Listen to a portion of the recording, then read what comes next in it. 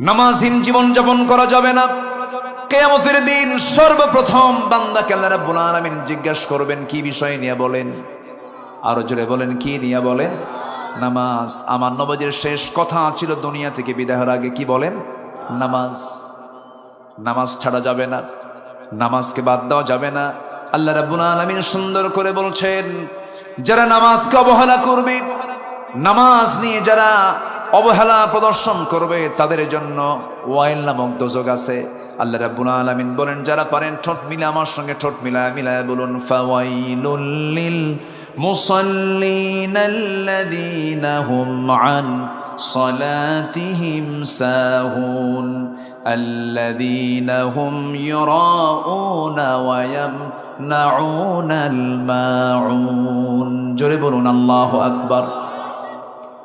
ওই সমস্ত লোকের জন্য ওয়াইল, ওই সমস্ত লোকের জন্য জাহান্নাম, যারা লোক দেখানো নামাজ পড়ে, নামাজও পড়ে কিন্তু লোক দেখানো নামাজ পড়ে, অবহেলা করে নামাজ পড়ে, তাদের জন্য জাহান্নাম।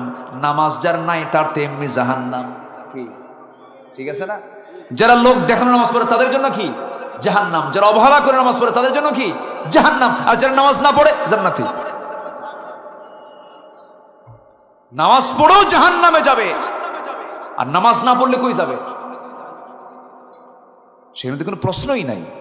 কোরআনকে প্রশ্ন করুন, কোরআন বলো জাহান্নামে যাওয়ার কারণগুলো কি কি?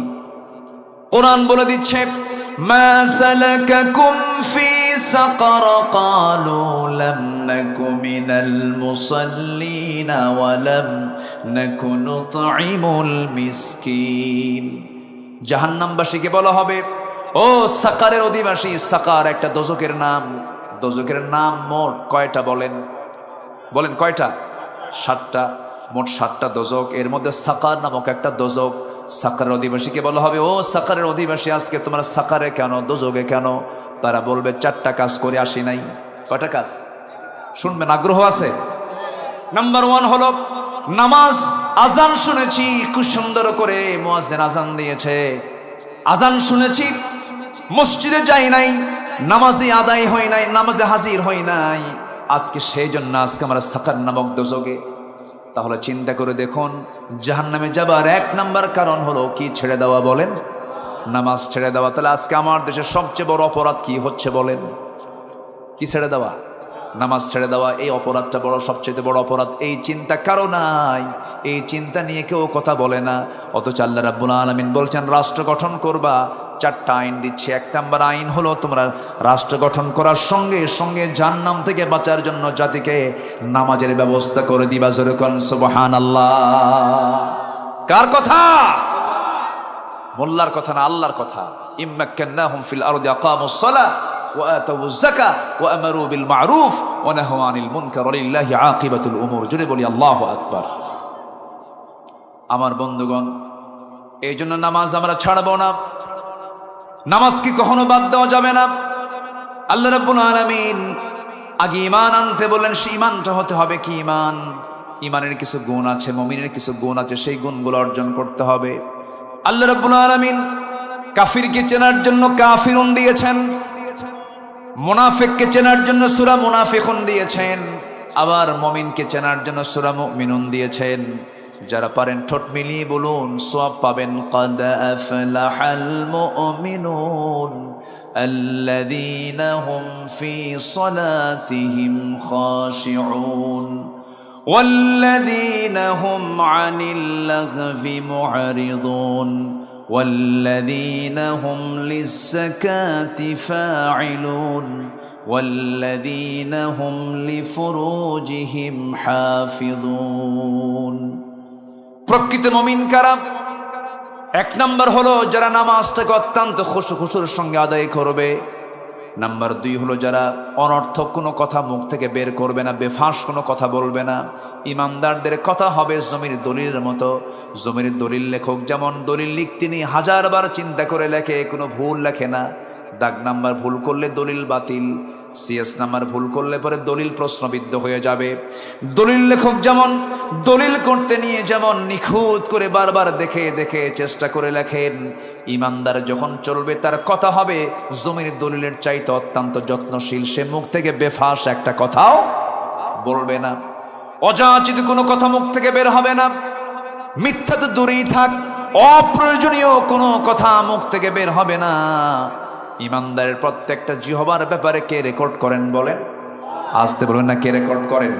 মা ইয়ালফিযু মিন কাওলিন ইল্লা লাদাইহি রাকীবুন আতীদ ওয়া ইয়ালামু খাইনাতাল আ'য়ুনি ওয়া মা তুখফিস সুদূর। জোরে বলুন আল্লাহু আকবার। এইজন্য কথা আগে না চিন্তা আগে? ভালো করে বলেন, কথা আগে না চিন্তা আগে? চিন্তা আগে। আল্লাহ বলছেন বান্দারে, কথা থেকে, মুখ থেকে বেফাস কোনো একটা কথাও বলবা না, যা বলবা চিন্তা করে আগে বলবা, কারণ তোমার কথার ব্যাপারে একদিন জিজ্ঞাসিত হবে। আল্লাহ রাব্বুল আলামিন সুন্দর করে বলেন, লাইসাল বিররা আন তুওয়াল্লু ফুজুহাকুম কিবালাল মাশরিকি ওয়াল মাগরিবি ওয়ালাকিন্নাল بر من آمن بالله واليوم الآخر والملائكة والكتاب والنبيين وآتى المال على حبه ذوي القربى واليتامى والمساكين وابن السبيل والسائلين وفي الرقاب وأقام الصلاة وآتى الزكاة والموفون بعهدهم إذا عاهدوا والصابرين في البأساء والضراء وحين البأس أولئك الذين صدقوا وأولئك هم المتقون জোরে বলুন আল্লাহু আকবার। আল্লাহ রাব্বুল আলামিন বলেন, ঠাকঠুক মেরে তুমি তোমার চেহারা কিবলামুখী করলে, পূর্ব অথবা পশ্চিম দিক, কয়েকটা সেজদা মারলে আর ভাবতেছ আমি ইমানদার হয়ে গেছি। না না, শুধু চেহারা ঘুরালে ইমানদার হওয়া যায় না, পুণ্য হাসিল করা হয় না। প্রকৃতি ইমানদার হওয়ার জন্য, প্রকৃত পুণ্য লাভ করার জন্য তোমার এক নাম্বার কাজ হলো তোমাকে ঈমান আনতে হবে। ভালো করে কি আনতে হবে? ঈমান আনতে হবে আগে। কার প্রতি ঈমান আনতে হবে? আল্লাহ নিজে আবার ব্যাখ্যা দিচ্ছেন, নিজেই এক্সপ্লেন করছেন, তাফসীর করছেন। ওয়ালাকিন্নাল বিররা মান আমানা বিল্লাহ ওয়াল ইয়াউমিল আখির ওয়াল মালাইকাতি ওয়াল কিতাবি ওয়ান নাবিয়্যিন। কয়টা বলেন? কয়টা? শুধু একজনকে মানলাম, আল্লাহকে মানলাম, রাসূলকে মানলাম না, হলো না। রাসূলকে মানলাম, কিতাবকে মানলাম না, হলো না। আবার কিতাবকে মানলাম, শুধু নামাজে মানলাম, সমাজে মানলাম না, তাও হলো না। ঠিক কি না? কোরআন শুধু নামাজে মানবো, সমাজে মানবো না, এটা তো প্রতারণা, এটা ধোঁকাবাজি, কারসাজি এগুলো। কোরআন শুধু ধর্মীয় কিতাবের নাম নয়, কোরআন হচ্ছে complete and balanced code of life, পরিপূর্ণ ভারসাম্যপূর্ণ একটা জীবন ব্যবস্থা। অপূর্ণাঙ্গ না পূর্ণাঙ্গ? সব আছে এর মধ্যে। আপনি কি চান? এর মধ্যে ওষুধও আছে। সুবহানাল্লাহ বলবেন না? এমন ওষুধের তথ্য আছে যা পৃথিবীর কোন ওষুধ কোম্পানিতে নাই। এটা কিয়ামত পর্যন্ত কোন ওষুধ কোম্পানি ওষুধ বানাতেও পারবে না। বলবো? একটু বলি, শোনেন। পৃথিবীর কিয়ামত পর্যন্ত কোন মানুষ এই ওষুধ বানাতে পারবে না যা খুলনাতে উৎপন্ন হয়, সুন্দরবনে হয়। বলেন কি হয়? বলেন কি হয়? মধু। এই মধু পৃথিবীর কোন ফার্মাসিউটিক্যাল কোম্পানি বানাতে পারবে? আসতে বলবেন না, পারবে? ক্ষমতা আছে কারো? কোনোদিন হবে না। কোরআন দেখেন কি তথ্য দেয়। আপনি শুধু যে ভাববেন যে কোরআন শুধু নামাজের কথা বলে, দেখেন কি তথ্য দিচ্ছে। 1973 সালে কার্ল ভন ফ্রিচ নামে একজন বিজ্ঞানী মৌমাছির উপরে সে গবেষণা চালায়। তিনি গবেষণা চালিয়ে গোটা পৃথিবীতে চাঞ্চল্য সৃষ্টি করেন এবং তিনি একটা বইও লেখেন। সে বইয়ের নাম হচ্ছে দ্য ড্যান্সিং বিজ। হ্যাঁ, তো উনি কিছু তথ্য দেন, যে তথ্য তিনি দিয়েছেন, যে তথ্যের ভিত্তিতে তিনি নোবেল পুরস্কার পাইছেন, সেই তথ্য ১৫০০ বছর আগে কোরআন দিয়ে দিয়েছে। যেরকম সুবহানাল্লাহ। তাহলে বলেন, উনি কি তথ্য দিয়েছেন না তথ্য পাচার করেছেন? তথ্য নিয়েছেন, এখান থেকে তথ্য নিয়েছেন, কোরআন থেকে নিয়েছেন। যেরকম তিনি সর্বপ্রথম ফটোগ্রাফির মাধ্যমে প্রমাণ করে দেখিয়েছেন মূলত ফিমেল ওয়ার্কার মধু সংগ্রহ করে, ফিমেল ওয়ার্কার বি যেগুলো, স্ত্রী মৌমাছি যেগুলো, সেগুলোই মধু সংগ্রহ করে, এটা তিনি নির্ণয় করলেন। অথচ ১৫০০ বছর আগে আল্লাহ রাব্বুল আলামিন ফিমেল ওয়ার্কার বি যে মধু সংগ্রহ করে তা কোরআনে বলে দিয়েছে। এখানে আলেম ওলামা আছেন, দেখেন আমি স্ত্রী মৌমাছির কথা আল্লাহ পাক কেমন করে বলেছেন। আল্লাহ রাব্বুল আলামিন বলেন, وَأَوْحَى رَبُّكَ إِلَى النَّحْلِ أَنِ اتَّخِذِي مِنَ الْجِبَالِ بُيُوتًا وَمِنَ الشَّجَرِ وَمِمَّا يَعْرِشُونَ। জোরে বলুন আল্লাহু আকবার। আল্লাহ মৌমাছিকে, আল্লাহ স্ত্রী মৌমাছিকে ইঙ্গিত করলেন, ওহী দিলেন, তাকে জানান দিলেন, আনিত্তাখিদি মিনাল জিবালি বুয়ুতা। আনিত্তাখিদি মুযাক্কার নয়, মুয়ান্নাসের সিগা, স্ত্রীলিঙ্গ, এটা মুয়ান্নাস না। আল্লাহ রাব্বুল আলামিন স্ত্রী মৌমাছিকে জানান দিলেন, তোমরা কি করো, বাসা বানাও পাহাড়ের পাদদেশে, গাছের ডালে ডালে। এই যে স্ত্রী মৌমাছিকে মৌচাক বানাতে বললেন, এই তথ্য ১৫০০ বছর আগে দিয়েছেন তিনি কে? আল্লাহ দিয়ে দিয়েছেন। কোরআন মানব রচিত নয়। আবার ওই বিজ্ঞানী প্রমাণ করতে গিয়েছেন, তিনি বলছেন, যখন কোনো কর্মী মৌমাছি নতুন ফুলের বাগান অথবা উদ্যান খুঁজে পায়, তখন সে অন্য মৌমাছিদের সঠিক পথের দিক নির্দেশনা দেয়। কার্ল ভন ফ্রিজ এই নাচের নামটা দিয়েছেন ওয়াগল ড্যান্স, যা পৃথিবী জুড়ে সাড়া ফেলে। অথচ এই তথ্য কোরআনের কাছে অনেক পুরাতন। কোরআন আগে জানিয়ে দিচ্ছে, সুম্মা কুলি মিন কুল্লিস সামারাতি ফাসলুকি সুবুলা রাব্বিকি যুলুলা। জোরে বলুন আল্লাহু আকবার। আল্লাহু আকবার বলেন। কোরআন কত আগে তথ্যগুলো দিয়ে দিচ্ছে। এরপরে আমরা যে মধুগুলো খাই, যে মধু পান করি, এই মধুটা বর্তমান সময়ে এসে বিজ্ঞানের নিখুঁতভাবে গবেষণা করে বের করেছেন, এই আসলে মধু বের হয় মৌমাছির পেট থেকে, মৌমাছির পেট থেকে বের হয়। এই আশ্চর্য তথ্যটি মহান রব্বুল আলামিন এই তথ্যটাও ১৫০০ বছর আগে দিয়েছেন। ইয়াখরুজু মিন বুতুনিহা, আছে না, ইয়াখরুজু মিন বুতুনিহা শারাবুম মুখতালিফুন আলওয়ানুহু ফীহি শিফাউল লিন্নাসি ইন্না ফী যালিকা লাআয়াতান লিকাওমিন ইয়াতাফাক্কারুন। জোরে বলুন আল্লাহু আকবার। আল্লাহ বলেন, তার পেট থেকে এমন পানীয় বের হয় যা রং ভিন্ন ভিন্ন যাতে রয়েছে মানুষের জন্য সমস্ত রোগের নিরাময়। নিঃসন্দেহে এতে নিদর্শন রয়েছে সেই কওমের জন্য যারা চিন্তা ফিকির করে। জোরে বলি সুবহানাল্লাহ। সম্মানিত ভাইয়েরা, সম্মানিত বন্ধুগণ, সুন্দরবন কাছে তো টের পান না। এই সুন্দরবনের যে মধু আর আমার আপনার ঘরের পাশে যে মধু, দিন রাত তফাৎ, কিন্তু ওটা ফ্রেশ বেশি, ওটা আরো বেশি কার্যকরী।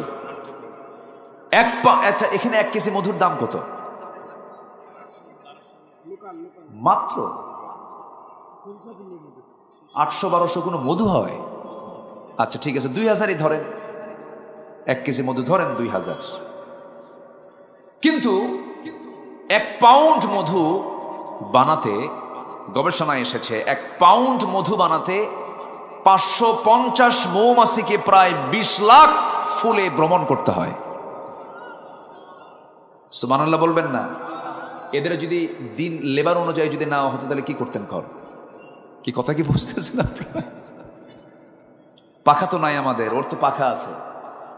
আল্লাহু আকবার। 550 মৌমাছিকে প্রায় 20 লাখ ফুলে ভ্রমণ করতে হয়।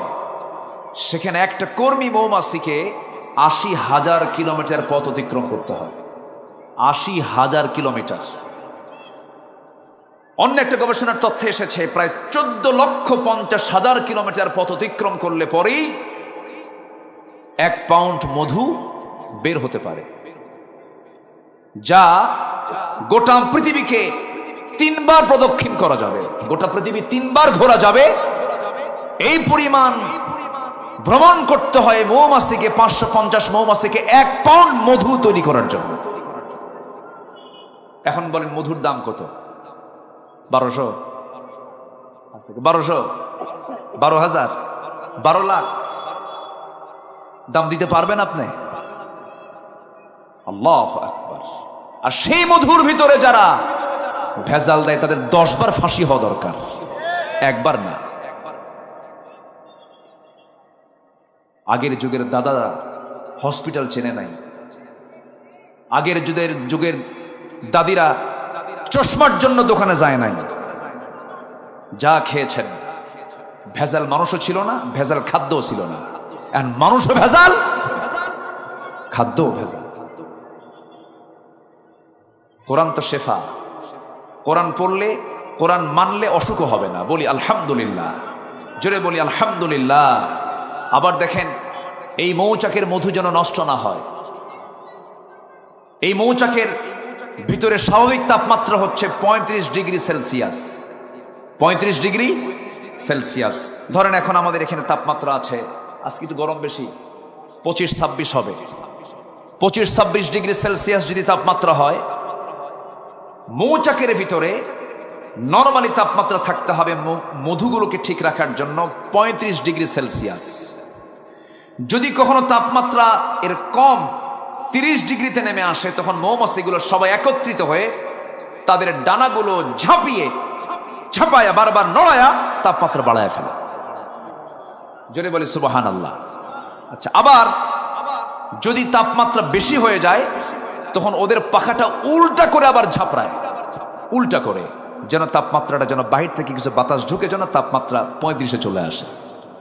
কেউ তো সুবহানাল্লাহ বললেন না। সব তথ্য কোথায় আছে বলেন তো? বলেন কোন কোথায় আছে? কোথায় আছে? এই তো প্রাণী গেল, আকাশ নিয়ে আল্লাহ রাব্বুল আলামিন কথা বলেছেন।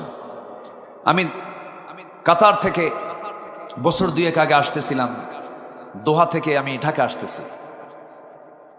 তো কাতার এয়ারওয়েজে আমি উঠে বিমানে উঠি, এরকম মনে হয়নি কখনো। দিনের বেলা, দুপুর বেলা ১১টার দিকে বিমান আমার, তখন আকাশে আমি নিচের দিকে মেঘমালার দিকে তাকালাম। যতদূর চোখ যায় শুধু মেঘের বিশাল স্তর। তো ভাবলাম যে বিশাল এই যে মেঘমালার কি ওজন আছে নাকি? আমি জানতাম না। ওরে এটা আবার কি? এটা কি ক্রিকেট খেলতেছে নাকি? ও মাশাআল্লাহ, একটা অটিস্টিক মানুষ। হ্যাঁ, কর্মের প্রতি তার কি আগ্রহ!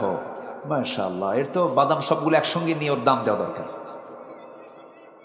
যে একজন নেন না, একজন নেন, একজন নিয়ে তাকে দিয়ে দেন। জি আমার বন্ধুগণ, তো আমি আসতেছিলাম, মেঘগুলো দেখে ভাবলাম যে এর ওজন আছে নাকি। একটু সার্চ করলাম, একটু গবেষণায় চলে গেলাম। বিজ্ঞান বলছে কিছু কিছু মেঘমালা আছে, কিউমুলিনুম্বাস নামে কিছু মেঘমালা আছে, যাদের ওজন হলো শুধু মন না, ton ton, lakh lakh ton ওজন। জোরে বলি সুবহানাল্লাহ। ঝুলাই রাখছেন কে? কার উপরে? শূন্যের উপরে। কার মাথার উপরে? বলেন কার মাথার উপরে? একটু হুঁশ হয় না? আমাদের হুঁশ হবে কোন দিন? একটা দিনের জন্য কি আল্লাহ তাআলা কখনো একটা মেঘখণ্ড, মেঘমালা ফেলে দিয়েছেন? যদি আল্লাহ পাক মাঝে মাঝে এরকম করে ফেলতেন, কেউ কি বিল্ডিং বানাতো? বিল্ডিং বানাতে আরেক বিপদ হয়ে যেত। একটা দিন মিসিং হলো না। আবার এই মেঘমালাগুলো আল্লাহ রাব্বুল আলামিন বায়ু প্রবাহের মধ্য দিয়া উড়ায় নেন, ঘোরায় নেন। আবার যখন পানিগুলো জমিন থেকে তোলেন, ওয়াটার সাইকেল অনুযায়ী পানি চক্র আকারে। আল্লাহ কোরআনে মেটেরোলজিক্যাল সায়েন্স নিয়ে কথা বলেছেন, আবহাওয়া বিজ্ঞান নিয়ে কথা বলেছেন। আবহাওয়া বিজ্ঞান 19 শতক 20 শতকে সে তথ্য দিয়েছে, 1500 বছর আগে কোরআন সেই তথ্য আগিয়ে দিয়েছে। জোরে করে সুবহানাল্লাহ। আমার বন্ধুগণ, এই যে মেঘগুলো আমরা দেখি, আজকেও সারাদিন মেঘ মেঘ ভাবছিল, এই যে মেঘ জমিন থেকে আল্লাহ রাব্বুল আলামিন তুলে নিয়েছেন, তুলে নেন ওয়াটার সাইকেলের মধ্য দিয়া, পানি চক্রের মধ্য দিয়া, আমার আপনার বাড়ির সামনের ময়লা পানিগুলোকে ফিল্টারিং করে, সমুদ্রের লবণ পানিকে ফিল্টারিং করে লবণগুলো রেখে দিয়া মিঠা পানি আকাশে উঠায় নেন। সেই পানি আকাশে উঠায় নেওয়ার পরিমাণ এক বছরে প্রায় 513 ট্রিলিয়ন টন। জোরে কোন সুবহানাল্লাহ। 513 trillion ton, trillion million billion না, 513 ট্রিলিয়ন টন পানি জমিন থেকে তোলেন। এটা বিজ্ঞানীদের একটা মেজারমেন্ট, এর কম বেশি একটু হতে পারে। তাহলে এই পানি সিস্টেম যদি এরকম না করে আল্লাহ যদি মানুষকে দায়িত্ব দিতেন, তাহলে গোটা দুনিয়া শুধু পাইপ দিয়েই ভরা থাকতো। কি দিয়ে ভরা থাকতো? কোন পাইপ দিয়া। আর আল্লাহ তাআলা কি সুন্দর করে এমন ফিল্টার দিয়েছেন, সেই ফিল্টার দেখাও যায় না। কি উন্নত প্রযুক্তি আল্লাহ তাআলার। জমিন থেকে পানি তুলতেছেন, লবণ রেখে দিয়া, পচা আবর্জনা রেখে দিয়ে সুন্দর ফ্রেশ পানি তুলতেছেন। আল্লাহু আকবার বলেন। কে চালান? আসতে বল, কে চালান? কি পরিমাণ পানি তোলেন? যে পরিমাণ পানি বৃষ্টি আকারে আসে, বিকাদারিন বিমাইন বিকাদারিন, আল্লাহ পাক পরিমাণ মতো পানি তোলেন, অপরিমাণ মতো না। জোরে বলি সুবহানাল্লাহ। কার অবদান? আসতে বলবেন না, কার অবদান? আল্লাহ। এরপরে আল্লাহ রাব্বুল আলামিন লোহা নাজিল করেছেন। কি নাজিল করেছেন বলেন তো? লোহা। এই লোহা আমরা জানি যে এই লোহাটা কোন জায়গা থেকে আসছে। আমাদের ধারণা হয়তো পৃথিবীতেই ছিল না। এই লোহার অবস্থান পৃথিবীতে নয়। এই লোহা একচুল পরিমাণ লোহা পৃথিবীর কেউ বানাতে পারে নাই। লোহাটা সম্পূর্ণ কার? আসতে বলবেন না, কার? লোহা নামে একটা সূরা আছে, তার নাম কি বলেন? হাদিদ। মৌমাছি নামে একটা সূরা আছে, তার নাম কি? নাহাল। তাহলে মৌমাছি বললাম, এখন হাদিদে আসেন। লোহা এটা সূরার নামকরণ করা হয়েছে, মানে কি বহু তথ্যের মধ্যে আছে। পৃথিবীতে যেটাই করতে যাবেন আগে কি দরকার? কি দরকার বলেন? লোহা দরকার কিনা বলেন? এই মেটাল ছাড়া কিছু হবে? হবে না। এই লোহা, আধুনিক বিজ্ঞান বলতেছে লোহার সৃষ্টি পৃথিবীতে নয়। লোহা এসেছে বহির জগৎ থেকে, অর্থাৎ আকাশ থেকে। কারণ পৃথিবীর পরিবেশ লোহা উৎপাদনের জন্য অনুপযোগী। কেননা সূর্যের তাপমাত্রা লোহা উৎপাদনের জন্য যথেষ্ট নয়। সূর্যের কেন্দ্রের তাপমাত্রা 15 মিলিয়ন ডিগ্রি সেলসিয়াস। সূর্যের কেন্দ্রের তাপমাত্রা, সূর্যের যে সেন্টার, সেই কেন্দ্রের তাপমাত্রা হচ্ছে 15 মিলিয়ন ডিগ্রি সেলসিয়াস। সূর্য কেউ তো আল্লাহু আকবার বললেন না। মানুষের কি ক্ষমতা আছে সূর্যের কাছে যাওয়ার? ক্ষমতা আছে? আচ্ছা। আর সূর্যের পৃষ্ঠে অর্থাৎ ফটোস্ফিয়ারের তাপমাত্রা হচ্ছে 5.5 থেকে 6,000 ডিগ্রি সেলসিয়াস। অথচ লোহা উৎপাদনের জন্য আনুমানিক দরকার হচ্ছে 5 বিলিয়ন ডিগ্রি সেলসিয়াস। লোহা উৎপাদন করতে গেলে যে তাপমাত্রা লাগবে, সে তাপমাত্রার পরিমাণ হলো 5 বিলিয়ন ডিগ্রি সেলসিয়াস। বিজ্ঞানীদের ধারণা কোন সুপারনোভা থেকে বিস্ফোরণ হয়ে এই লোহা এই দুনিয়ায় তার আগমন ঘটতে পারে। মহান রাব্বুল আলামিন আজ থেকে 1500 বছর আগে লোহা যে নাজিল করেছেন তা জানিয়ে দিয়েছেন। সুবহানাল্লাহ বলবেন না? আল্লাহ রাব্বুল আলামিন বলেন, وَأَنزَلْنَا الْحَدِيدَ فِيهِ بَأْسٌ شَدِيدٌ وَمَنَافِعُ لِلنَّاسِ। সূরাতুল হাদিদ আয়াত নাম্বার 25। আল্লাহ রাব্বুল আলামিন বলছেন, আমি লোহাটা আকাশ থেকে নাজিল করেছি। জোরে বলি সুবহানাল্লাহ। তাতে রয়েছে ফিহি বাসুন শাদীদ, তাতে রয়েছে প্রচন্ড শক্তি। ওয়া মানাফিউ লিন-নাস, এবং মানুষের জন্য অনেক উপকার। উপকার আছে না নাই? আবার এই লোহা দিয়ে যদি আকাম কুকামও করে তারও সুযোগ আছে না নাই? আসতে বলবেন না, আছে না নাই? আচ্ছা, আপনি বড় আলেম, ভালো কোনো ব্যক্তিকে পাহারা দিবেন, তার পাহারার জন্য অস্ত্রের দরকার আছে না নাই বলেন তো? অস্ত্র নিয়ে দাঁড়ায় থাকলেন, সে অস্ত্র ভালো মানুষের উপকারে আসছে। আবার এই অস্ত্রই যদি আপনি, অর্থাৎ শিশুর হাতে আপনি যদি চাকু তুলে দেন আপেল কাটার জন্য, সে কি আপেল কাটবে না হাত কাটবে?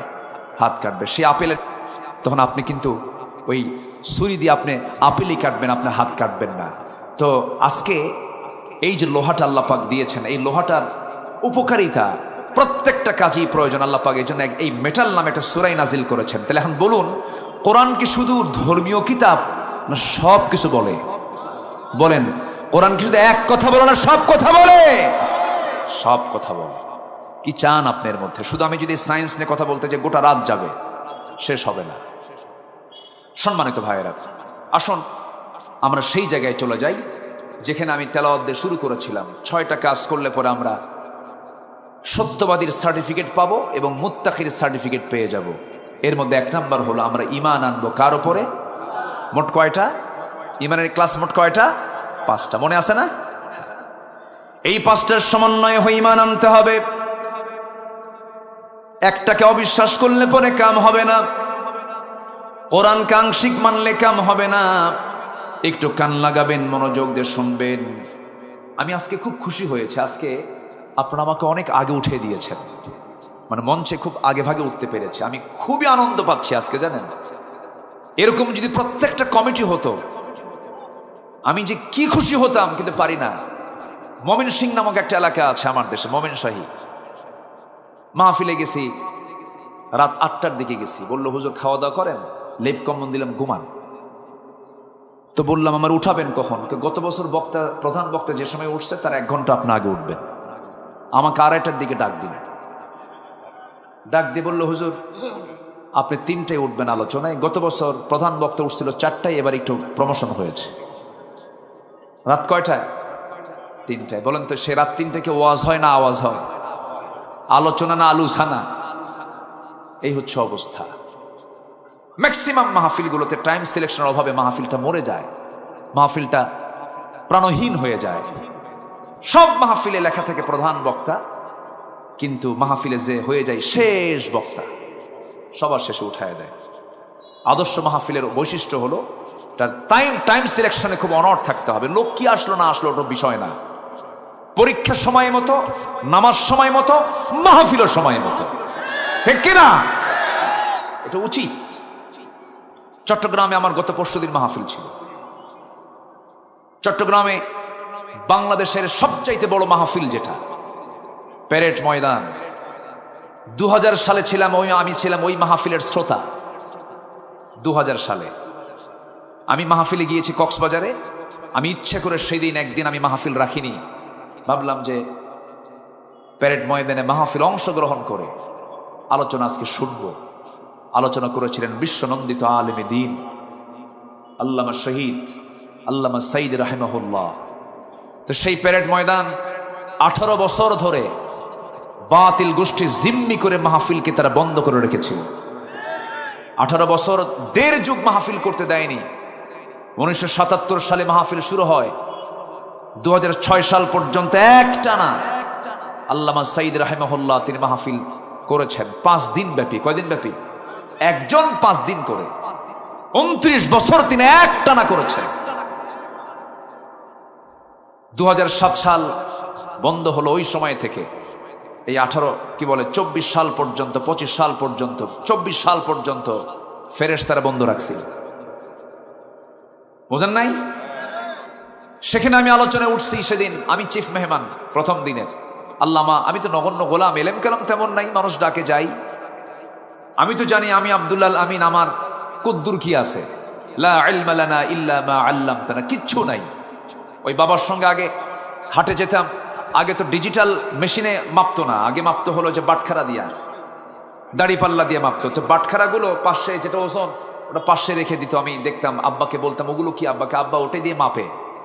সবচেয়ে বেশি ওজন যেটা 5 কেজি নিচে, তার উপরে 2 কেজি, তার উপরে 1000 গ্রাম, তার উপরে 500 গ্রাম, তার উপরে 200 গ্রাম, তার উপরে 100 গ্রাম, তার উপরে 50 গ্রাম, এর উপরে 25 গ্রাম, এর উপরে 20 গ্রাম, এর উপরে 10 গ্রাম। আমি হলাম সেই 10 গ্রাম। ওজন নাই? 10 গ্রাম সবার উপরে থাকে, কিন্তু ওজন টোজন তেমন নাই। মানুষ ডাকে যাই। সেখানে আমি আলোচনা উঠেছি কয়টা? 8:45। 8:45 চিফ মেহমান, 8:45 আলোচনা উঠছি। জাস্ট 9:30 থেকে 9:40 মাহফিল শেষ। মাহফিল শেষ, এশার আজান শুরু, নামাজ পড়ে সবাই বিদায়।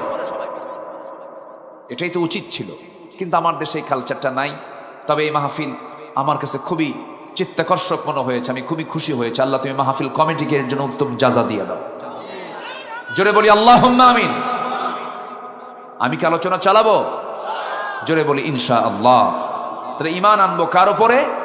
মোট কয়টা বিষয়ে? 5 বিষয়। ব্যাখ্যামূলক দিতে পারবো না, এক রাত তো।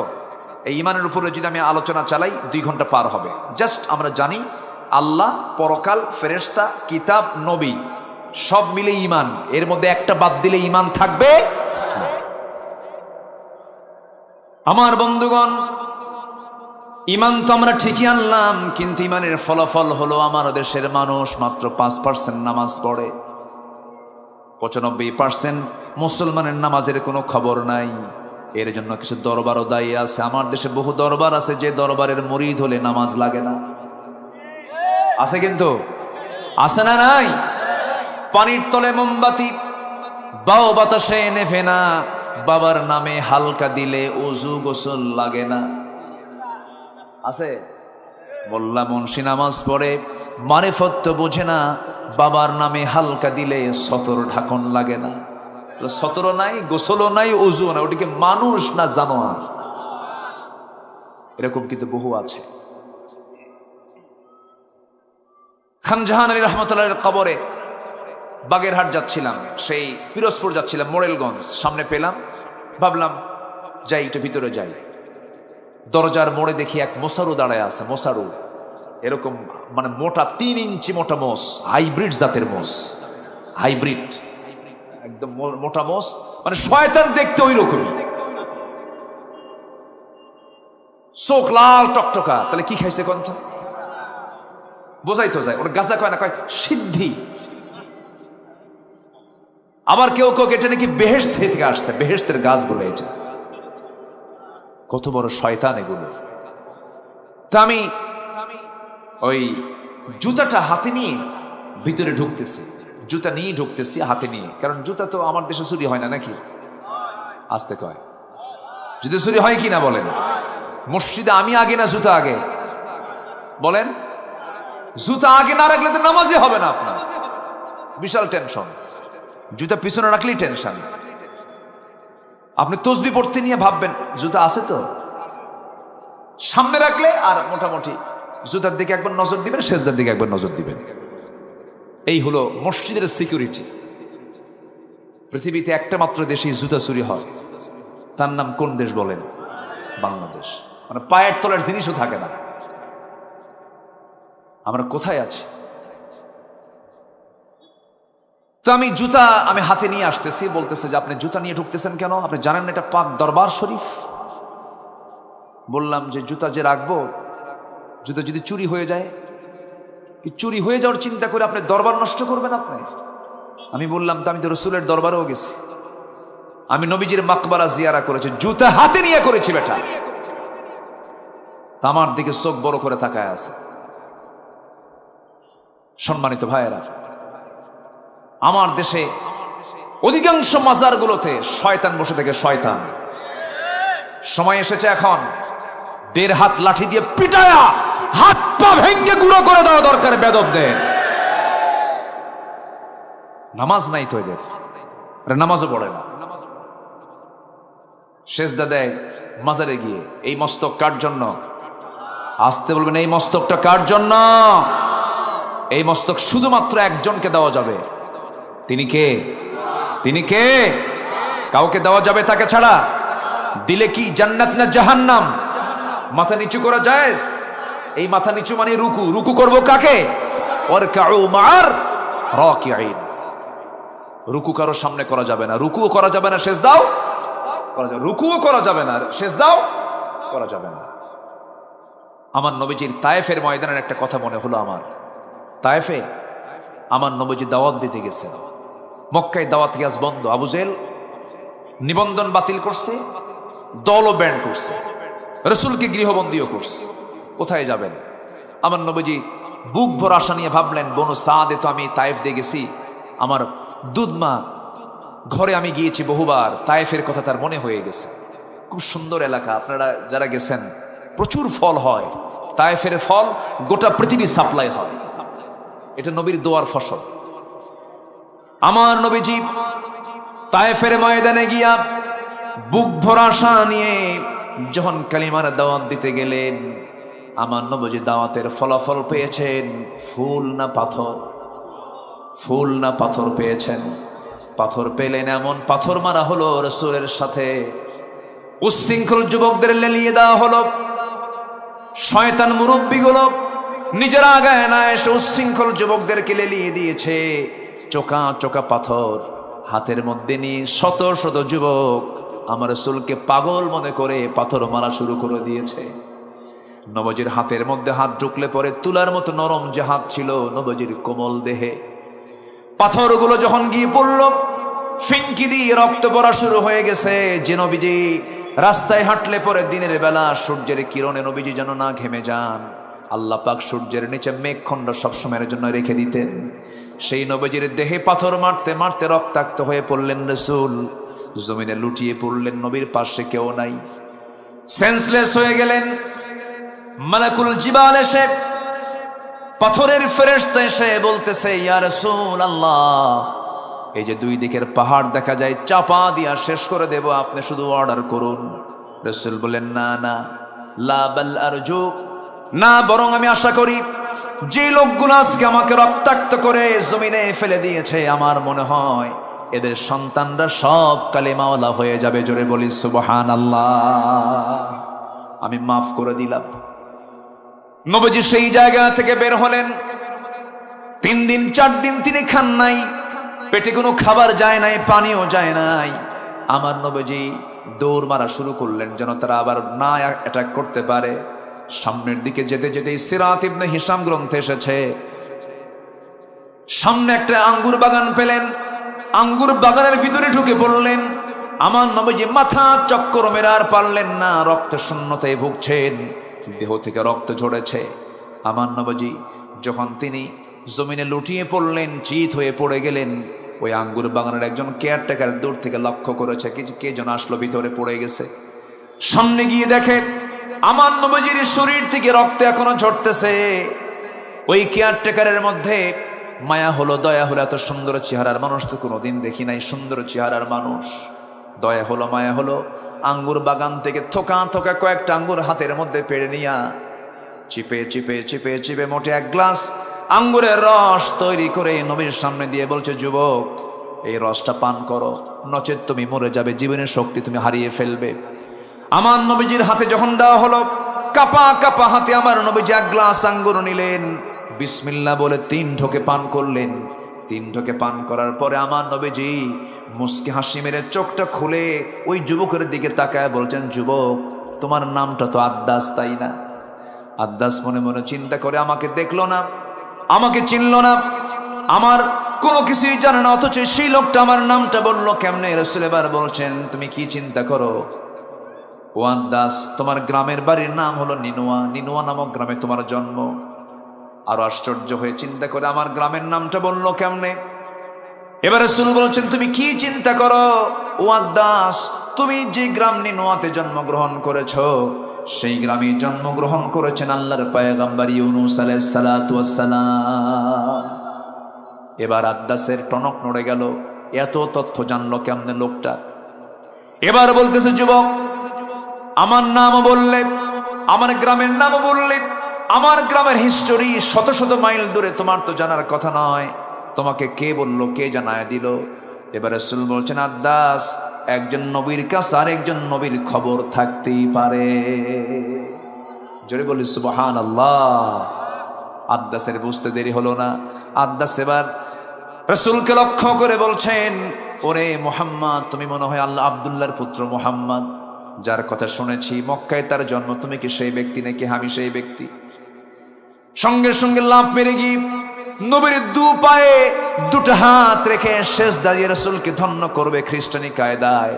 রাসূল চান্স দিলেন না, সঙ্গে সঙ্গে সরে গিয়ে আদ্দাসের 2টা হাত শক্ত করে ধরে বুকের সঙ্গে বুক লাগায়া দিলেন। সুবহানাল্লাহ বলবেন না? বিশ্বনবী সেজদা নিয়েছেন, আর এই বদমাইশরা সেজদা নেয়, হাত পা ভেঙে গুঁড়া করে দেওয়া দরকার।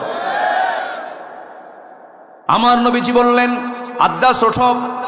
বুকের সঙ্গে বুক লাগায়া দিলেন আর বললেন, তুমিও বান্দা আমিও বান্দা। আল্লাহু আকবার। তুমিও বান্দা আমিও বান্দা। আমার কাছে ওহী আসে আর তোমার কাছে ওহী আসে না। ইন্নামা আনা বাশারুম মিসলুকুম ইউহা ইলাইয়া আন্নামা ইলাহুকুম ইলাহুন ওয়াহিদ। আমার কাছে ওহী আসে, তোমার কাছে ওহী আসে না। যখন রাসূল তাকে বুকের সঙ্গে জড়িয়ে ধরলেন, আদ্দাস বলছে, আপনি আল্লাহর নবী, বিন্দু পরিমাণ কোনো সন্দেহ নাই। জোরে বলি সুবহানাল্লাহ। আমার ভাইরা, এই জন্য ঈমান এনেছি আমরা। কোন শিরকির কাছে যাওয়া যাবে না, বেদাতের কাছে যাওয়া যাবে না, কোন কুফরি হানতের পরিবেশে যাওয়া যাবে না। ঈমানকে ফ্রেশ রাখতে হবে, নামাজ ঈমানদার হতে হবে। আমার দেশে নামাজ ঈমানদার বেশি না বেনামাজ ঈমানদার বেশি? বেনামাজি ঈমানদার, কিন্তু ঠিক আছে না? বেনামাজি ঈমানদার না? কেমনে কি বলবো বলেন, বলাই তো মুশকিল। বেনামাজি ঈমানদার নাকি? জটিল ব্যাপার না?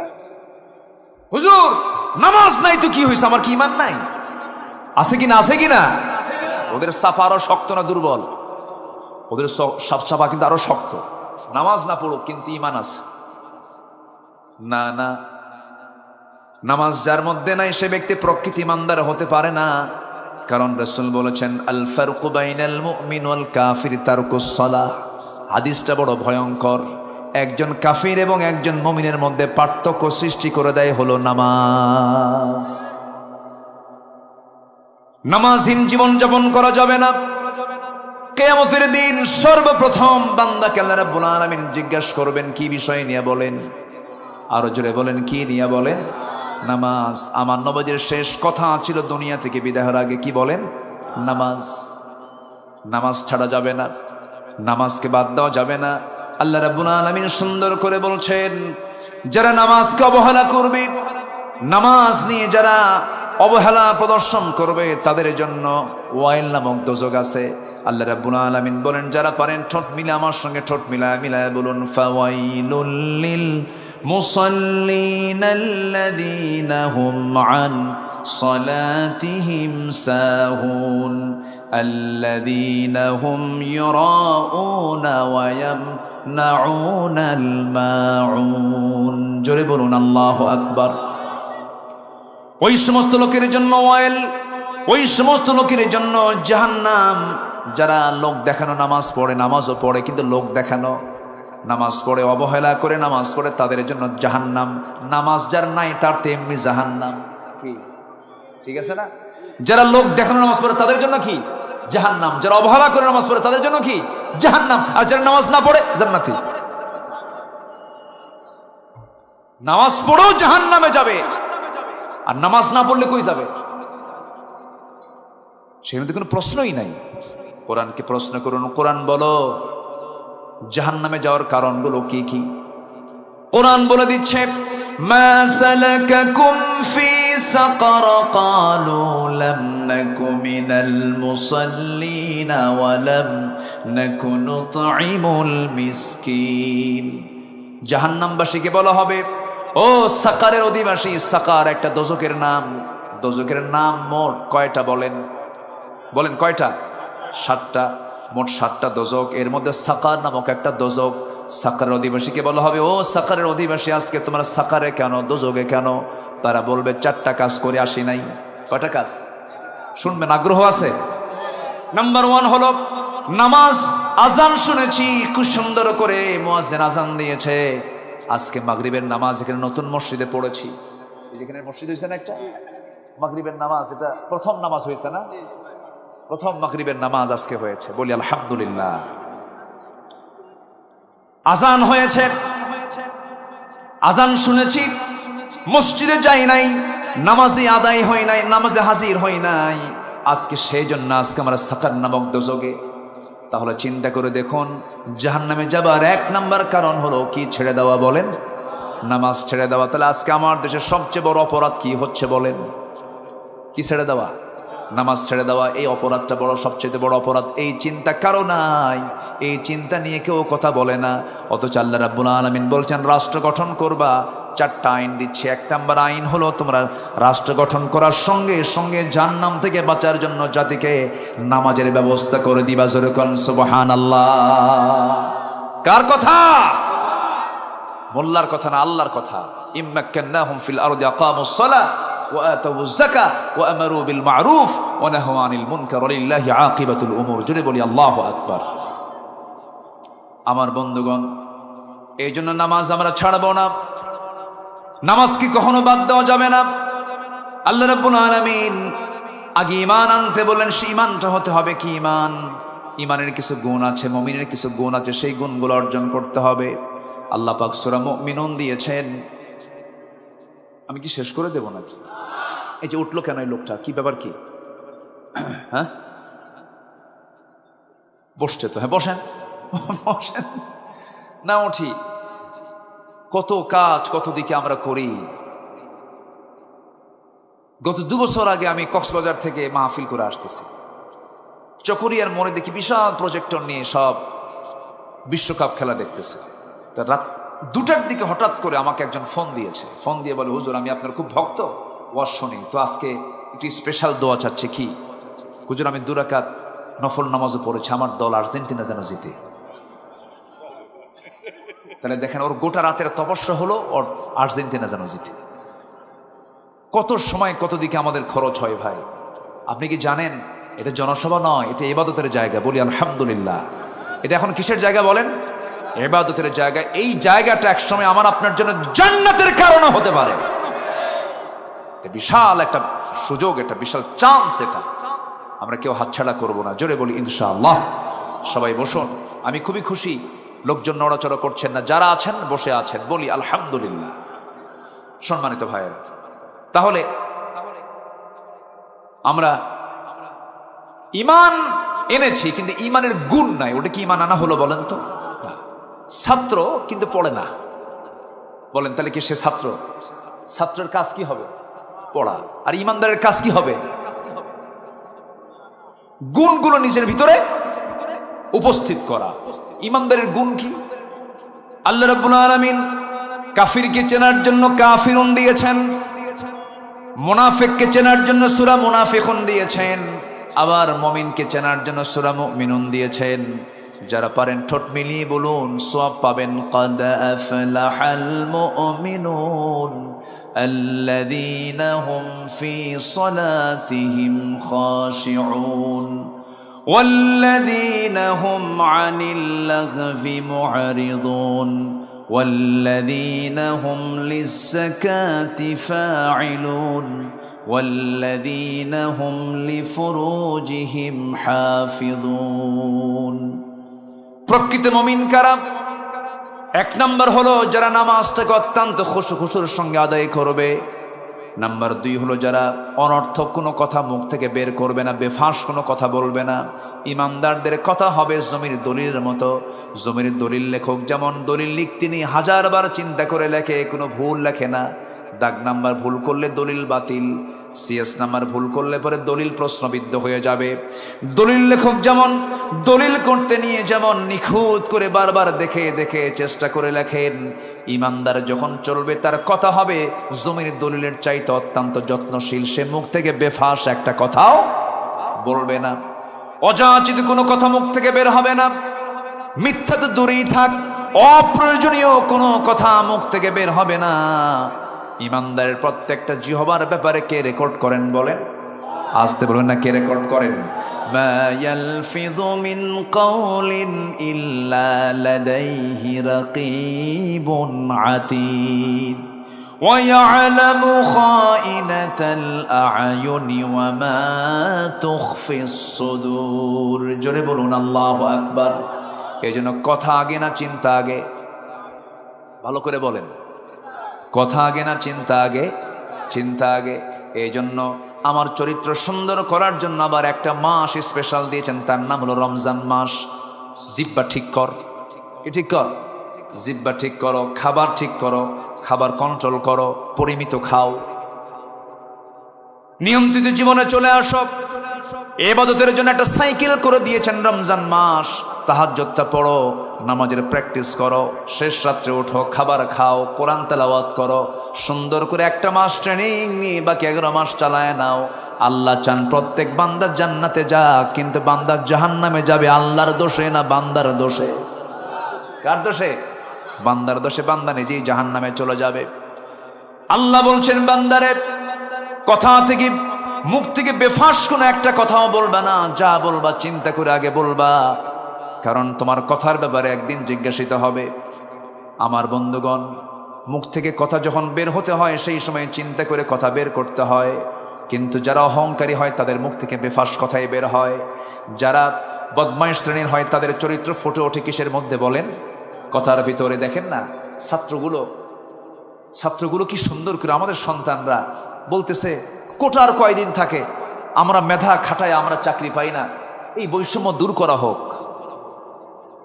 জবাবে একটা দায়িত্বের জায়গায় বসে কি পরিমাণ প্রাউড হলে পরে বেফাস কথা মুখ থেকে বের হতে পারে। বলতেছে রাজাকারের নাতিপুতিরা চাকরি পাবে, কয় নাই? বলেন এই পতনের পেছনে এই কথা কি ছোটখাটো কোনো বিষয়? বলেন ছোটখাটো কোনো বিষয়? কথা কি জিনিস দেখেন, একটা কথা, একটা অহংকার পতন ত্বরান্বিত করেছে, ঠিক কিনা? আল্লাহ বলছে ইমানদার হবা আগে জিব্বার লাগাম ধরো। ওয়াল্লাযীনা হুম আনিল লাগযি মুরিদুন, বাজে কোনো কথা মুখ থেকে বলবা না। 16 বছর টেলিভিশন খুললি এক প্রতিবন্ধী নেতা দেখতাম, ওই নোয়াখালী বাড়ি প্রতিবন্ধী এক নেতা দেখতাম, খালি মাইক পেলেই বলতো খেলা হবে। কি এরকম বলতো না? বদমাইশ। যশোরী ছিল তো, যশোরী ছিল, কোন দিক দিয়ে কে পার করে দিছে আল্লাহ জানে। আমরা পালাই না। 16 বছর আমাদেরকে রাজাকার বলে গালি দিয়েছিল ওরা। আমরা একটাও পাকিস্তান যাই নাই। হিন্দুস্তানের রাজাকাররা সব হিন্দুস্তানে গিয়ে বসে আছে। কি আমরা কেউ পালাইছি? আমরা চোর না, আমরা চুরি করে নিয়ে যে পালাবো। আমরা বুক দেব, পিঠ দেব না। দেশে আছি, দেশেই থাকবো। বাড়িওয়ালা একজন, চোর 10 জন। হুঙ্কার কারটা বেশি শক্তিশালী? বাড়িওয়ালা। চোর 10 জন হয়ে লাভ নাই। বাড়িওয়ালা একটা শুধু ধর মারবে দৌড়, কারণ ও যে চোর। ও কি চোর? আমরা বাড়িওয়ালা থাকবো, আমরা চোর হব না। জোরে বলি ইনশাআল্লাহ, আরো জোরে বলি ইনশাআল্লাহ। এই জন্য জিহ্বাকে নিয়ন্ত্রণ করার দরকার আছে না নাই? আচ্ছা, নামাজ ঠিক করব, জিহ্বা ঠিক করব। ওয়াল্লাযীনা হুম লিয-যাকাতি ফাঈলুন, মালের যাকাত দাও, তোমার মাল কখনো নষ্ট হবে না, তোমার সম্পদের বরকত কখনো ফুরাবে না। বড়ই গাছের মতো, বড়ই গাছের ডাল কাটলে আবাদ তুলে নিয়েছেন, কুল পেরে নিয়েছেন, কেটে ফেলেছেন ডাল, পরবর্তীতে কুল কম ধরবে না বেশি ধরবে? বেশি ধরবে। ঠিক তেমনি যাকাত তুমি দিয়ে দাও, তোমার সম্পদ আরো বাড়বে। আল্লাহু আকবার বলেন।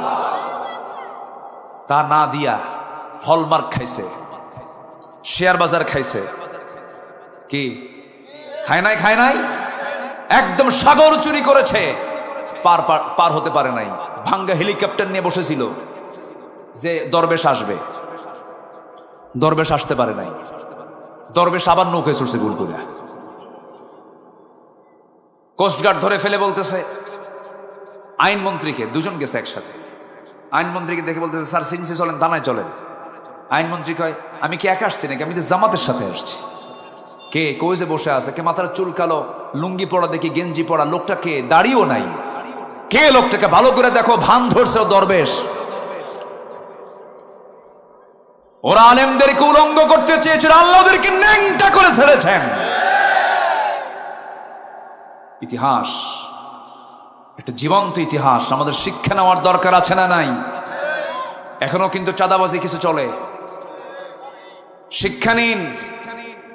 এক দৌড়ে দিল্লি গেছে, এক দৌড়ে কোথায় গেছে? দিল্লি। পেট হজম হবে না, হারাম খেয়ে হজম হবে না। আমরা যদি কিছু করতেই চাই, আমরা আখিরাতের জন্য করব। জোরে বলি ইনশাআল্লাহ, আর জোরে বলি ইনশাআল্লাহ। আল্লাহ কবুল করুন। যারা লজ্জাস্থানের যারা হেফাজত করবে, আপনি কোনো মহিলার দিকে চেয়ে আছেন, আপনার স্ত্রীর দিকে কেউ চেয়ে থাকুক লোলুপ দৃষ্টিতে, আপনি কি পছন্দ করবেন? পছন্দ করবেন না। যদি মানুষ হন তাহলে পছন্দ করবেন। আর কিছু অমানুষ আছে, বউ নাচায়া বেড়ায়, এরকম কিছু অমানুষ আছে না নাই? ও তো মানুষ ও হাইওয়ান, ও কুকুর। বউ সুন্দরী বউ পর পুরুষকে না দেখালে ওর ভালোই লাগে না। হোন্ডা নিয়ে ঘোরে, হোন্ডা নিয়ে ঘোরে, একদম সেই শিরোমণি। শিরোমণি আছে নাকি? তাহলে আসে তো না, আছে মানে ভুল ভুল কই নেই তো না। আচ্ছা, ফুলতলা শিরোমণির বাইপাস একদম রূপসা নদী থেকে, রূপসার ব্রিজ থেকে শুরু করে এক টান মারে R15 কি R15 উঠায়। এখন তো হোন্ডার সাউন্ড নাই, যত দামি হোন্ডা সেই হোন্ডার সাউন্ড গুলো কম, এখন মানে সাউন্ড কম। আগের হোন্ডা কোম্পানি ভটভট ভটভট আওয়াজ হতো হেলিকপ্টারের মতো, এখন তো আওয়াজ নাই। বউ সুন্দরী নিয়ে হুন্ডায় তুলবে, মানুষ দেখবে না, হুন্ডার তো আওয়াজ নাই। মেকারকে বলে তাড়াতাড়ি পাইপ সারা, স্যালেঞ্জার আউট কর, আওয়াজ বের কর, বউ আমার দেখাতে হবে। হুন্ডায় তোলে, অর্ধলগ্ন বউটাকে হুন্ডার পেছনে তোলে। এখনকার হুন্ডার সাইজে তো নাই, সমান না তো। প্যাসেঞ্জার এবং ড্রাইভিং সিট একদম 3 তলা আন্ডারগ্রাউন্ড, কি ঠিক আছে না? পিছনের সিটে একদম 3 তলায় তুলে থাকে বউরে, আর ও থাকে একদম মাটির তলে। মানে পর্দায় থাকা দরকার স্যার, ও নাই, ও গেছে মাটিতে। দুই দিকে পা দিয়া বসে, এক টান দিল, জাতি হতবাক হয়ে গেল যে কি গেল। সন্ধ্যার আগ দিয়ে রূপসার তীরে হলদেটে রঙিন সূর্যের নিচে iPhone 16 Pro Max ফোন দিয়ে, যেন ছবিতে কোনো কিছু কালিমা না থাকে, একদম ফ্রেশ একখান ছবি, অর্ধলগ্ন ছবি তুলে, লাল লিপস্টিকওয়ালা ছবি তুলে ফেসবুকে আপলোড দিয়ে বলে, প্রিয় বন্ধুরা আসুন আমার বউটাকে সবাই জামাতের সাথে দেখি। যেরকম নাউজুবিল্লাহ, এরকম কিছু লম্পট মার্কা কিছু পুরুষ আছে না নাই? আল্লাহ বলছেন আল্লাযীনা হুম লিফুরুজিহিম হাফিজুন, যারা লজ্জাস্থানকে হেফাজত করবে আমি আল্লাহ তাকে নিজের হাতে জান্নাতুল ফিরদাউসের চাবি তুলে দেব। কার কথা? কার কথা? আল্লাহর কথা। তাহলে নামাজটা রেগুলার, বাজে কথা বাদ, যাকাত ঠিক মতো, এরপরে লজ্জাস্থানকে হেফাজত করা। নাম্বার 5 হলো ওয়াল্লাযীনা হুম লিআমানাতিহিম ওয়াহাদিহিম রাউন, আমানত ঠিক রাখা, ওয়াদা ঠিক রাখা। রাষ্ট্র ক্ষমতা একটা আমানত, রাষ্ট্র ক্ষমতা একটা কি আমানত। ঠিক ছিল নাকি? ঠিক ছিল? হ্যাঁ। এরপরে নাম্বার 6 হলো ওয়াদা ঠিক রাখা। ওয়াদা একটা গুরুত্বপূর্ণ বিষয়। নির্বাচনের আগে বলেছিল একজন নেত্রী, আমার দেশে একজন নেত্রী নির্বাচনের আগে বলেছিলেন, আগামী নির্বাচনে ক্ষমতা আসলে পরে মদিনার সনদে দেশ চালাবো। কি বড় একটা ডাহা মিথ্যা কথা কয়, একটা অনিসলামী দলের নেত্রী কয়, ইসলামী দল না কিন্তু, সে বলতেছে মদিনার সনদে দেশ চালাবো। শয়তানরা বিশ্বাস করে না এই কথাগুলো। মদিনার সনদে দেশ চালায় নাই, মোদির সনদে দেশ চালাইছে। তাহলে নয় কেননা বাদ, এগুলোই করেছে ওরা। ওয়াদা ঠিক নাই, আমানত ঠিক নাই, এগুলো ইমানদার হতে পারে না। শেষে নামাজ দিয়ে আবার শেষ করছেন আল্লাযীনা হুম আলা সালাওয়াতিহিম ইউহাফিজুন, যারা নামাজের ব্যাপারে যত্নশীল হবে, উলাইকা হুমুল ওয়ারিসুন, ওরাই হচ্ছে ওয়ারিস। যেরকম বাবার সন্তান ওয়ারিস, আল্লাহ বলছেন উলাইকা হুমুল ওয়ারিসুন, ওরাই হচ্ছে ওয়ারিস। আল্লাযীনা ইয়ারিসুনাল ফিরদাউসা হুম ফিহা খালিদুন, যার ওয়ারিস হবে, যাকে আমি আল্লাহ তাআলা জান্নাতুল ফিরদাউসের ওয়ারিস বানায় দেব। কত বড় অফার এটা! আসুন সেই গুণগুলো আমরা অর্জন করে আল্লাহ সেই তৌফিক সবাইকে দান করুন। জোরে বলি আল্লাহুম্মা আমিন। আচ্ছা, গেল ঈমান, গেল। এখন আছে কয়টা? 5টা। মোট 6টা কাজ। মোট কয়টা কাজ? ঈমানের ভিতরে আবার কয়টা কাজ? 5টা। এটা তো শেষ করেছি আক্ষরিকভাবে। নাম্বার 2 হচ্ছে 6টা কাজের নাম্বার 2 হচ্ছে প্রিয় জিনিস, প্রিয় মাল, প্রিয় সম্পদ খরচ করা কার পথে? আল্লাহর পথে। 7 দিন ধরে পকেটে ছেঁড়া 2 টাকা ঘোরে, ফকিরও নেয় না, বিড়ির দোকানদারও নেয় না।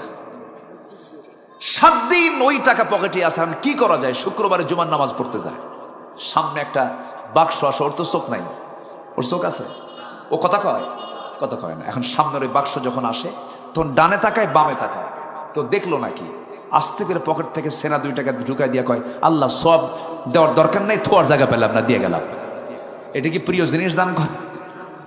আল্লাহ বলছেন তোমার প্রিয় জিনিস খরচ করো। কোথায় কোথায়? যাবিল কুরবা, নিকট আত্মীয়র জন্য খরচ করো, ওয়াল ইয়াতামা, এতিমদের জন্য খরচ করো। কিন্তু মানুষগুলো আজকে এতিমকেও দেয় না, নিকট আত্মীয়কে না দিয়া চলে যায় হলো মাজার শরীফ। কি ঠিক কিনা? অন্য জায়গায় চলে গেল। নিকট আত্মীয়কে আপনি দিবেন আগে, এতিমকে দিবেন, মিসকিনকে দিবেন, পথিককে দিবেন, সাইলকে দিবেন, অফির রিকাব। আপনি এই সমস্ত খাতগুলো আল্লাহ পাক দেখে দিয়েছেন, খরচ কিন্তু এই জায়গায় করতে হবে। নিজের বোনের সংবাদ রাখে না, ধর্ম বোন বানায়।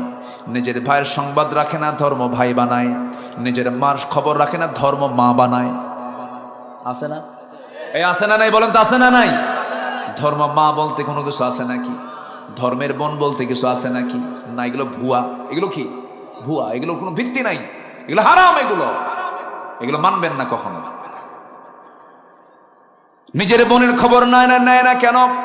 নিজের বোন বাপ মরে গেছে, সম্পদের জন্য এসে মাঝে মাঝে ভাইকে বলে, ভাই বাপ মারা গেল, এক যুগ হলো, ফুলতলার মোড়ে 10 কাঠা জায়গা আছে, তোমরা বিল্ডিং করে আসো, সেখানে কি আমাদের হক নাই? তোমরা 2 ভাই, আমরা 2 বোন, সেখানে 3টা ভাগ হবে, তোমরা 2 ভাই 2 ভাগ নিয়ে নিয়েছো, 5 শতক 5 শতক 10 শতক, আমরা তো সেখানে পাই 3.5 করে, দিয়ে দাও। কিন্তু এই কথা বললো কেন? ভাই রাগ করে ওই বোনের সঙ্গে আর কথা বলে না, এমন ভাই বুঝি অভয়নগরে নাই? আছে কিনা? আছে। বোনকে দেয় না, আবার বোনের কাছ থেকে ফুসলায় কেমনে নেবে, বিভিন্ন চান্স খোঁজে। মাঝে মাঝে বোনকে দাওয়াত দিয়া পিঠা খাওয়ায়, মাঝে মাঝে বোনকে দাওয়াত দিয়া কুমিল্লার রসমালাই, টাঙ্গাইলের চমচম, নাটোরের কাঁচাগোল্লা, বগুড়ার দই, যশোরের খই, আর কি আছে যশোরে? খেজুরের গুড়। আচ্ছা, হ্যাঁ, আমার বন্ধুগণ সবগুলো এক জায়গায় জড়ো করে বোনকে খাওয়ায়, পাশে বসায় বলে, বোন আমার, তুমি আমাদের সবার বড় বোন, মা মরে গেছে, বাপ মরে গেছে, তুমি আমাদের মুরব্বী বোন, রাগ কইরো না, সংসার হয়ে গেছে, তোমার ছেলে মেয়ে হয়ে গেছে, বিয়ে দিছো, আমাদের অংশে তোমার অংশ আছে, তোমার বাবার অংশ আছে, তুমি কিছু পাবে, ঠিক আছে, কিন্তু বোন একটা কথা বলি, কি অংশ নিলে কিন্তু ধ্বংস হয়। দেখেন কত বড় শয়তান ওটা, আছে না নাই? ফতুয়া মারলো, অংশ নিলে ধ্বংস হয়। ঈমান আছে? আজ থেকে ঈমান আছে? আল্লাহ বলতেছেন লিযযাকারি মিসলু হাজ্জিল উনসাইন, এবং শেষের দিকে বলছেন তিলকা হুদুদুল্লাহ, এগুলো আমার সীমা, এগুলো লঙ্ঘন করবি না, লঙ্ঘন করবি জাহান্নামে ঢুকাবো আমি। যার যে অংশ ভালো করে পাই টু পাই হিসাব করে দিয়ে দিবি। লুঙ্গি রেখে গেছে 3টা বাপ, লুঙ্গিটা ভাগ করে দিবি। এটা ইনসাফ। এটা কি ইনসাফ? কার কথা? কার কথা? কার কথা? আল্লাহর কথা। কোনো কম বেশি করা যাবে না, কোনো কম বেশি করা যাবে না। বরঞ্চ আল্লাহ পাক আগে মেয়ের অংশ, লিযযাকারি মিসলু হাজ্জিল আগে ছেলে না মেয়ে, আগে মেয়ের অংশ আল্লাহ পাক আগে বুঝাই দিয়েছেন, মেয়েকে আগে বুঝাই দেয়। তাহলে সম্পত্তি বন্টন আগে শর্ত হলো ছেলেরা বুঝে পাবে না মেয়েরা বুঝে পাবে? মেয়েরা। এরপরও নারী সমাজ কয় ইসলাম মেয়েকে ঠকাইছে। একটা নারী স্বামীর সম্পদ পায়, তারপরে ছেলের সম্পদ পায়, বাবার সম্পদ পায়, মায়ের সম্পদ পায়, স্বামীর সম্পদ পায়, কতগুলো খাত তার, সবগুলো জড়ো করলে স্বামীর চাইতে বউয়ের সম্পদ বেশি হয়ে যায়। এক সময় হয়ে যায় স্বামীর সম্পদের, পুরুষের সম্পদের ক্ষয় আছে, আর ওদের সম্পদের কোনো ব্যয়, খালি জমে, খালি কি জমে, কোনো ক্ষয় নাই। এরপরে বলতেছে ইসলাম নারীকে ঠকাইছে। ওরা জানেই না ইসলাম নারীকে ঠকাই, জেনে জিতে, জানেই না, না জেনেই বলে। আল্লাহ তুমি মাদেরকে বোঝার তৌফিক দিয়ে দাও, পর্দা করার তৌফিক দিয়ে দাও। পশ্চিমাদের সংস্কৃতি হলো তারা চামড়া দেখাবে, তারা চামড়া দেখায় ওরা ওদের দাম হাসিল করে, কিন্তু মুসলমানরা চামড়া দেখাবে না, চামড়া ঢেকে রাখবে। মেয়েরা চামড়া দেখাবে না, চামড়া ঢাকবে। ইউরোপ আমেরিকা চামড়া দেখাবে, আর মুসলমানরা কি চামড়া থাকবে। এটাই হচ্ছে মুসলমানদের সৌন্দর্য। আসুন আমরা আমাদের পরিবারকে ইসলাম দিয়ে সাজিয়ে তুলি, ইসলাম দিয়ে সাজাবো। জোরে বলে ইনশাআল্লাহ। না রং দিয়ে সাজাবো? বলেন কি দিয়ে সাজাবো? ইসলাম দিয়ে। ইসলামীদের সাজানোর জিনিস, ইসলাম দিয়ে আমরা আমাদের পরিবারকে সাজাবো। আল্লাহ সেই তৌফিক সবাইকে দান করুন। তাহলে মাল খরচ করব কোথায় কোথায়? আগে ধর্ম বোন না নিজের বোন? ধর্ম ভাই না নিজের ভাই? নিজের ভাইয়ের জন্য আগে খরচ করব। মাকে দেব, বাবাকে দেব, বাবাকে মাকে দেব, একদম সলিড নিজের অংশ দেব। আর যদি আপনার একটা ভাই যদি খুব অসহায় হয়ে যায়, গরিব, চলতেই পারছে না, আপনি তাকে না বলে জাকাতের অংশ দিতে পারবেন। এই কথাগুলো বলা দরকার। না বললে অনেকের কাছে অস্পষ্ট থাকে, হাই আমার ভাই জাকাত খাবে। আপনি আপনার নিজের ভাইকে না বলে তাকে জাকাতের অংশ দিতে পারবেন। কিন্তু কখনো ভুল করেও কিন্তু মসজিদেও দেওয়া যাবে না, বাপ মারে দেওয়া যাবে না। কি কথা কি বোঝা গেল? বাপ মা জাকাত খাবে? আসতে কয় বাপ মা জাকাত বাপ মা আপনারটা খাবে, আপনারটা। আপনি যেটা খান সেখান থেকে খাবে, এটা বাপ মার অধিকার। এটা বাপ মার কি অধিকার? বাপ মাকে দেওয়া সুন্নত না ফরজ? ফরজ। আল্লাহ তুমি সবাইকে বোঝার তৌফিক দাও। নাম্বার 3 ওয়াকামাস সালাহ, যারা নামাজ কায়েম করবে। নাম্বার 4 ওয়াতাজ যাকাত, যারা যাকাত দেবে। নাম্বার 5 যারা ওয়াদা ঠিক রাখবে। অস-সাবিরিনা ফিল বাসা। নাম্বার 6 হচ্ছে সুখে দুঃখে কষ্টে যাতনায় সব জায়গায় ধৈর্য ধরবে। কার উপরে? আল্লাহর উপর। আল্লাহ বলছেন এরাই হচ্ছে সত্যবাদী, এরাই হচ্ছে মুত্তাকি। জোরে কান সুবহানাল্লাহ। আলোচনা শেষ।